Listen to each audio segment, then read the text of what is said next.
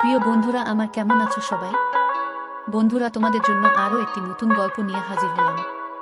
আশা করি গল্পটি শোনার পর তোমাদের পাইপ দিয়ে জল বেরিয়ে যাবে। তাই ভিডিওটি না টেনে শুরু থেকে শেষ অবধি দেখো।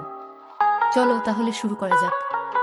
বন্ধুরা, আমার নাম আদনান, বয়স 22। কয়েকদিন আগেই আমি আমার অনার্স শেষ করি।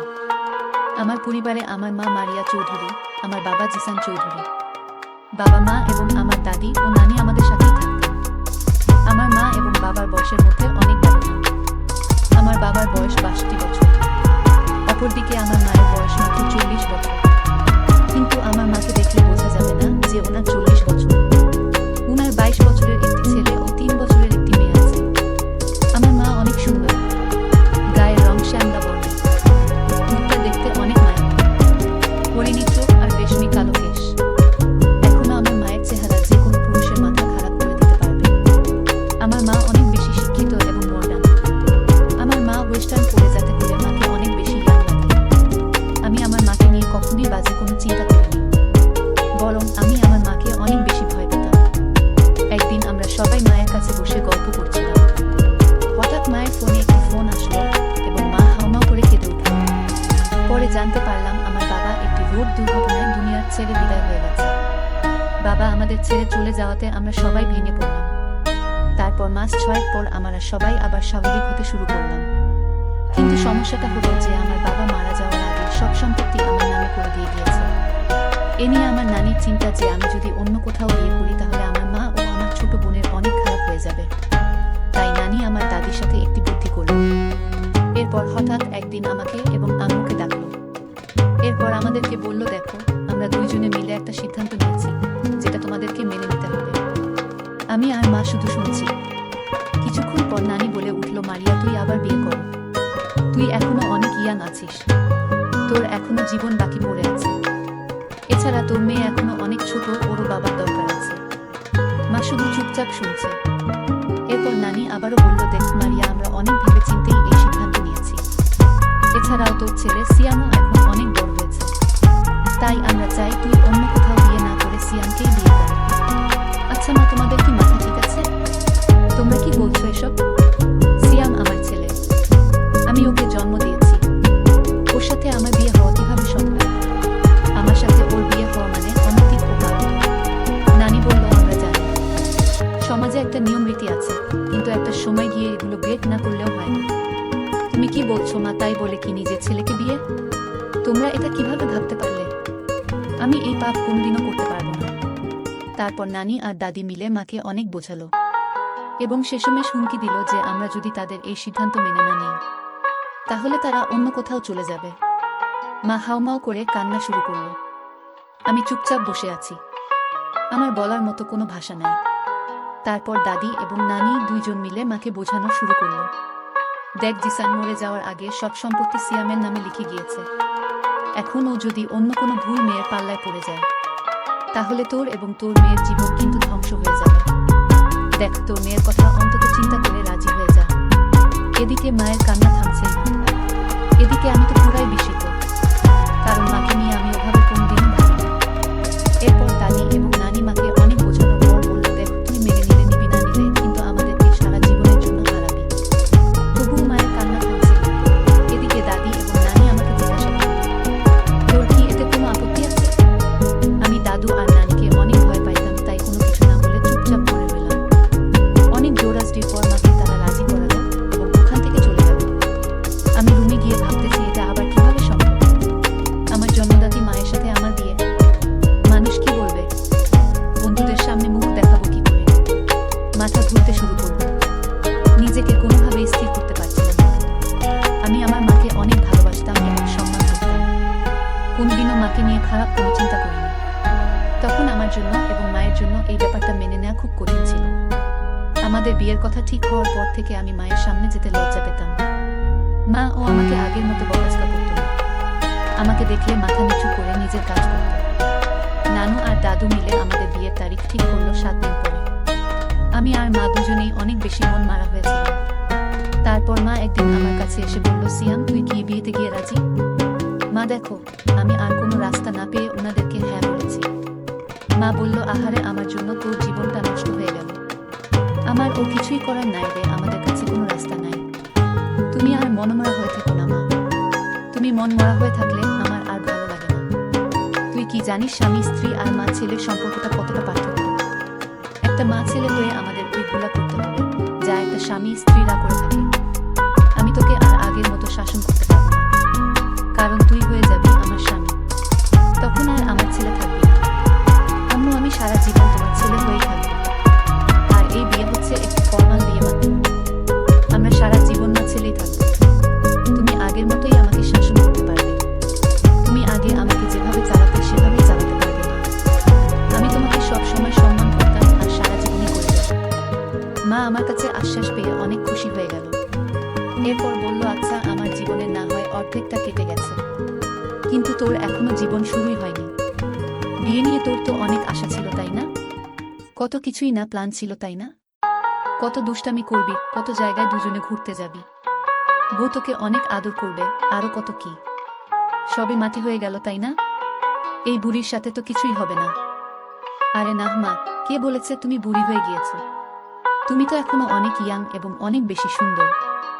আর হ্যাঁ, অনেক বেশি আশা ছিল, কিন্তু কোনো সমস্যা নেই, কারণ তুমি তো আমার মা এবং আমরা অনেক ভালো বন্ধু। আমরা মনের সব আশাই পূরণ করব। মা আমার কথা শুনে অনেক খুশি হয়ে গেল এবং বলল, আচ্ছা ঠিক আছে, আজকে থেকে তাহলে আমরা অনেক ভালো বন্ধু। আচ্ছা আম্মু। এরপর মা আমার মাথায় হাত দিয়ে নিজের রুমে চলে গেল। পরের দিন থেকে মাকে আর মন খারাপ অবস্থায় দেখলাম। আমি আর মা সেদিন অনেক বিষয় নিয়ে কথা বললাম। মাকে এটাও বললাম যে আমার লাইফে কোনো গার্লফ্রেন্ড ছিল না। এটা শুনে মা অনেক খুশি হয়ে গেল এবং আমাকেও তার জীবনের অনেক গল্প শোনাল। আমি আর মা দুজনে অনেক ফ্রি হয়ে গেলাম।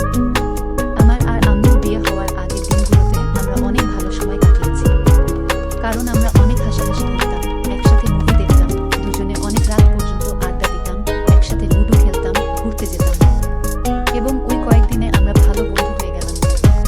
যাই হোক, আমাদের বিয়ের একদিন আগে দাদু আর নানু মিলে আমাদেরকে শপিং করতে নিয়ে গেল। যাওয়ার সময় আমরা দুজন অনেক হাসাহাসি করেছিলাম, যেটা দেখে দাদু এবং নানু অনেক খুশি হয়েছিল। যাই হোক, আমাদের পছন্দ মতো অনেক কিছু কেনাকাটা করলাম। মাকে আমি পছন্দ করে একটি নতুন বেনারসি শাড়ি কিনে দিলাম। মা একটু লজ্জা পেয়ে গেল। পরের দিন আমাদের বিয়ের আয়োজন করা হলো এবং কিছু মানুষকে ডাকা হলো। যাই হোক, দাদু আর নানু মিলে মাকে রেডি করে দিচ্ছে।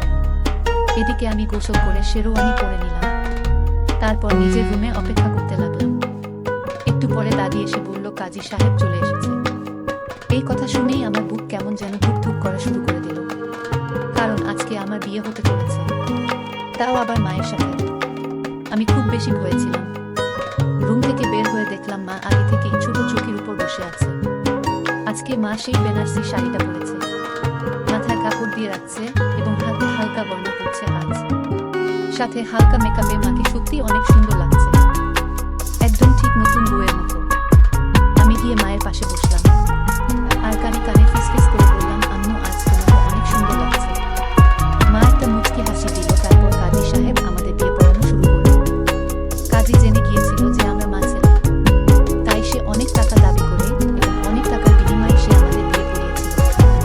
যাই হোক, ফাইনালি আমাদের বিয়ে হয়ে গেল। এখন থেকে আমরা হয়ে গেলাম স্বামী স্ত্রী। যে নারী পেটে রেখে আমাকে এই দুনিয়ায় এনেছে সে কিনা আজ আমার স্ত্রী হয়ে গেল। দাদু আর নানু তো অনেক খুশি, আমাদেরকে আশীর্বাদ দিলেন। এরপর বাকি মেহমানরা আমাদেরকে আশীর্বাদ দিয়ে রাতের খাবার খেয়ে চলে গেলেন। এরপর ছোট বোন এসে আমাকে জড়িয়ে ধরে বলল, ভাইয়া, আজকে কার বিয়ে হলো? দাদু ওকে কোলে উঠিয়ে নিয়ে বলল যে আজকে থেকে তুমি ওকে বাবা বলে ডাকবা। ও ছোট মানুষ, তাই কিছু না বুঝে মাথা নাড়িয়ে হ্যাঁ বলল। আমাদের খাওয়া দাওয়া শেষ হলে নানু মাকে নিয়ে তার রুমে গেল। আমি আমার রুমের দিকে যেতে লাগলে দাদু আমাকে ডেকে নিয়ে বলল যে, সিয়াম, শোনো, আজকে থেকে কিন্তু তুমি তোমার নতুন জীবন শুরু করেছ। উনি এখন থেকে তোমার স্ত্রী। ওনার সুখ দুঃখ সকল প্রকার চাহিদা এখন থেকে তুমি দেখবা। ওকে এখন থেকে একজন স্বামীর মতো ভালোবাসবা। দাদুর কথা শুনে আমি লজ্জায় লাল হয়ে গেলাম। তারপরও মাথা নাড়িয়ে হ্যাঁ বললাম। এরপর আমি রুমের দিকে যেতে লাগলাম। হঠাৎ দাদু আমার হাত ধরে টেনে এনে বলল, আজ থেকে তোমরা একসাথে ঘুমাবা। দাদুর কথা শুনে আমি আরো চমকে উঠলাম। তারপরে দাদু আমাকে ধরে পেছন থেকে ধাক্কা দিয়ে মায়ের রুমে ঢুকিয়ে দিল। ঢুকে দেখি মাকে নানু কি যেন বোঝাচ্ছে। একটু পরে নানু আমার দিকে তাকিয়ে বলল, আসেন জামাই বাবু, আমি বেরিয়ে যাচ্ছি।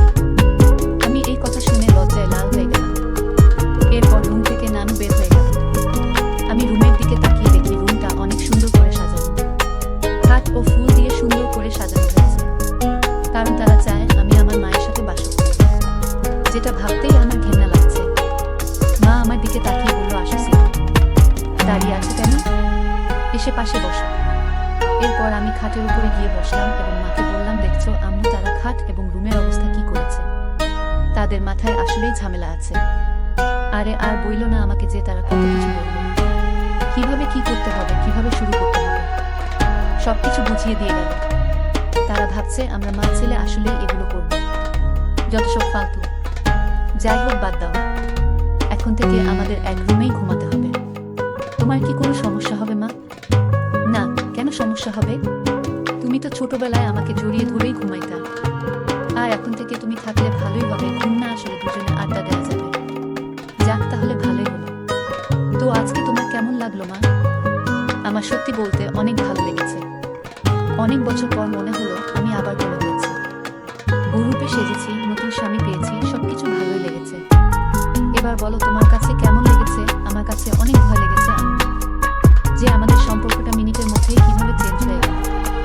আরে এত ভয়ের কি আছে? আমরা তো আগে থেকেই চিন্তা করে রেখেছিলাম যে আমরা দুজন ভালো বন্ধুর মতো থাকবো, এইসব বাজে বাজে জিনিস নিয়ে কোনো টেনশন করবো না। হ্যাঁ, ঠিক বলেছ মা। যাই হোক, আমি অনেক বেশি ক্লান্ত, আমি না হয় ঘুমিয়ে পড়ি। তুমি আমাকে সেই ছোটবেলার মতো আদর করিয়ে ঘুম পাড়িয়ে দিলে। মা বলল, হ্যাঁ রে, আমিও অনেক বেশি ক্লান্ত। আমিও ফ্রেশ হয়ে এসে ঘুমিয়ে পড়ব। আমি আচ্ছা ঠিক আছে মা বলে খাটের এক পাশে শুয়ে পড়লাম। পরের মা ওয়াশরুম থেকে ফ্রেশ হয়ে এসে লাইট অফ করে মাও শুয়ে পড়ল। বন্ধুরা, এরকম আরো মজার মজার ঘটনা শুনতে আমাদের চ্যানেলটি সাবস্ক্রাইব করে আমাদের সঙ্গেই থাকুন। ধন্যবাদ।